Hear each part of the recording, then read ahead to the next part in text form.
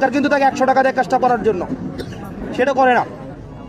সে তখন কাজটা বেচে ফেলে, এটা বেচছে 90 টাকা আরেকজনের কাছে, তাতে আল্লাহ বললো কয় টাকা?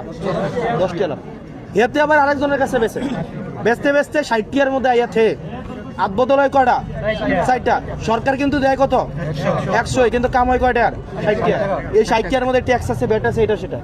এবার আমি আসার পরে আমি স্ট্রিক্টলি একটা জায়গায় আসছি, যে কাজ নিবে সেই করতে হবে।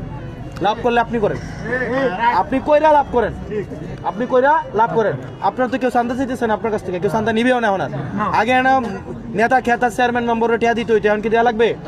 সুতরাং লাভ করলে ভাই আপনিই করেন। এবার আমি বলি, যা হইছে হইছে, এখন থেকে যে কাজ আসবে আমি আপনাদেরকে অনুগ্রহ করবো, আপনারা সহযোগিতা করবেন, আপনারা সহযোগিতা করবেন। এই কাজগুলা যথাযথভাবে হবে এবং প্রত্যেকটা পয়সার হিসাব আপনাদেরকে দেওয়া হবে। প্রত্যেকটা পয়সা, একটা পয়সার হিসাব আপনাদেরকে দেওয়া হবে।